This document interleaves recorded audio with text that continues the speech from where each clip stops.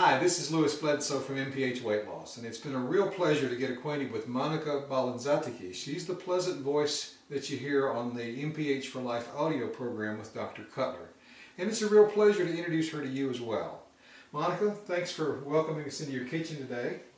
Monica has been a student and a teacher of nutrition for how long? 18 years. Do you learn something new every day? I do. Actually, I do. Well, the stuff you learned many days ago is great information for all of us, and we all, I tell you, this is, the more you learn about the critical importance of the choices that you make on a daily basis, it's almost eliminating the need for medicine, because a philosopher once said, let food be your medicine and let medicine be your food, and what we've learned through this MPH for Life program is certainly an example of that. But could you give us some pointers and expand a little bit and illustrate on the setting up your kitchen idea and how to keep it from becoming a minefield for eating the wrong stuff? And just tell us some suggestions about how to pre-program your whole family as well as yourself to eat healthy and live healthy. Well, first of all, what we call it cleansing your kitchen that we talk about in the program is just going through your cupboard and just start taking everything that is not healthy for you and just throw it out. Because I know maybe you spend a little money on buying this stuff, but just realize that your health is most important. You know, how much is your health worth? And so when you got that in mind, you just start going through your cabinets and then start throwing out everything that just doesn't have any nutrition value. One of the things that we have here today is, like, you saw some of my kids coming from school today. Yep, 300 kids coming home from school. And so they were just looking at the thing, because normally they would just come and just grab them, you know, but because of today, you know, we just, okay. I had to fight to keep this apple out here on display. I'm telling you, they were after the apple. The apple, yes. And right now what we have here is, for example, different varieties of fruits. And don't be afraid to go to the store and just grab, for example, I have like couple of grapefruits in here, two couple of different pears in here, a red pear and the brown pear in here, and I have some, well, bananas, oranges, I have a lemon there too, peaches, and I usually grab another little bowl for the fruits is small, so it doesn't get lost into the, you know, the bigger fruit, you know, and of course the bananas are always there and yummy to eat. So this is a way how to display your fruit, for example. So have a little bit of everything. And sometimes you will say, oh, the kids don't like to eat this and that, but from my experiences, what happens is sometimes they say they don't like it, but it's because they haven't really tried it. And so that makes a difference. So you just buy one or two, and then the whole family will, you know, try a little piece, and then you'll see how it will make a difference. They end up liking it afterwards. For example, grapefruit, a couple of my kids didn't like it at first. And then we discovered that the pink grapefruit is the one that they enjoy because it's a little more sweet, you know? And so we are buying the pink grapefruit, for example. And apples, they love the Granny Smith, so I got some other varieties, but again, you know, you just got a little bit of everything and just one, two, you know, of everything. And so by doing that, two things happen. One, that you will be able to offer the variety and also the different nutrients that the fruits offer to you for your health. Over here, what we have is dry fruit. You have to be careful is the sugar content on the dry fruit. And so I find a brand that I'm happy with. And so that's what we have in here. They love it. Just come and grab it. That's what I have the napkins here too. So just grab it. So is that kind of a trail mix? It's a mixture of nuts and yes, nuts and dry fruit. That's what it is. Right. This one is almonds. Almonds. That's the raw almonds. And something that I like to do with them too, besides put them in my smoothies and so forth, you know, my salad. I take some of them and put them in the oven, 350 degrees, 6 minutes, and they're done. And they're softer, crunchy. Oh, wow. So, and they taste delicious. And you can put a little bit of the sea salt if you want, a little bit, and it's wonderful. And over here what we have is granola, because that's something that they eat all the time with yogurt. Mm-hmm. And the Greek yogurt, the plain Greek yogurt is Lots of our protein in favorite. Greek Lots yogurt. of proteins, and it tasted wonderful. I have substitute now for my sour cream.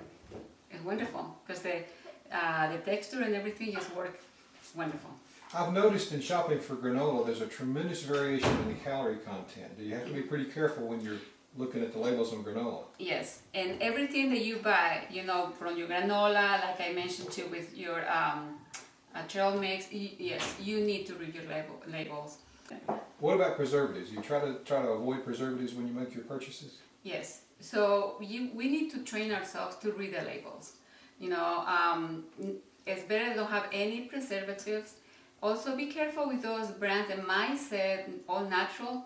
Do read the ingredients, and remember they go according to the bigger amount.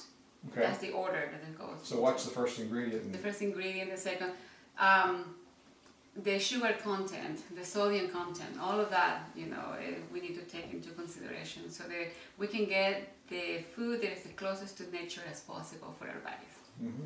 And you got some dried fruit there in the middle? We Dates? got, these are the dates. And I found this, and these ones are wonderful, but because they are a little bit high in calories, so you just eat 1 or 2 a day. Okay. But these are wonderful, so don't stay away from them. They're good. They're better than candy. Better than candy, definitely. What we And have over here is one cranberries? of yes, dry cranberry. That's one of my kids' favorite, mine too. The whole family. They just come and eat it like that, or just put them on top of salads. So that's one of our favorite things to do. And I do have like walnuts, for example, and pecans are a little more. How can I say this? You need to be a little more careful so they don't get rancid. Ah. So I keep it in the fridge. Okay. All right. Yeah, and they will last you for a long time. So walnuts, pecans. This one the almond seems to stay better in your counter. I noticed you've got some crunchy stuff here. Now, Yeah. how do you satisfy the urge for crunchy stuff? Exactly. This is what our Melba toast. Mm-hmm. So I have the sea salt variety and the whole grain variety in here, and so I mix them up. So when the kids come and they just grab them, they're not looking at them, but they're getting from both. Okay. All right. And this one are the Triscuits. Okay. And that whole grain and come in different flavors. I think this one is the garlic and olive oil, I'm going to something like taste that. this for you and find out. Yeah, yeah, that's great. So usually they come in and they eat these ones either by themselves or with some cheese. So, and this is what we have over here. So you've mentioned, a lot of people just automatically think that yogurt and cheese are okay, but if you can be more selective, the Greek yogurt is high in protein, and goat cheese, it's not Yes, dairy, so exactly. it's different in your body, isn't it? Yes, it's very digestible. For people that are also lactose intolerant, they can eat this stuff much better.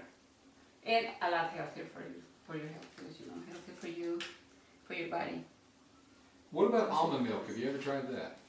The almond milk, Mhm. yes, I have. I found the low calorie and no sugar is like 35 calories in it, and we've gotten used to it. We quit buying milk. Yeah, for my kids, I'm transitioning right now, but I have one particular child, girl, that she became lactose intolerant. And so at first she was really crushed, because usually they like to drink milk and, So I invite her to start drinking this other milk. So she actually liked the rice milk. Mm-hmm. And then she tried the almond milk too, and then for the soy milk, Mm-hmm. she liked it too. So when we prepare oatmeal, for example, we use the soy milk too. Mm-hmm. And the almond milk, yeah, it tastes great. Have you tried it? Oh yeah. Yeah, it's great. It's always in the So refrigerator. what we try to use also is like the organic milk. Like I said, we're transitioning the kids little by little, because they're so used to the milk. And also, this is the one that I'm using right now. This is the soy milk. This is organic and sweetened, so no sugar added. It's lower in your sugar content, of course. They only have 1 gram of sugar. Wow. So even when you're doing your NPH drops, you can use this one. And I have submitted some new recipes that you can have actually some smoothies now. Oh, that's wonderful. Yes, and so you just this is the kind that you use. It's organic and no sugar added or unsweetened. That's the kind that you need to use.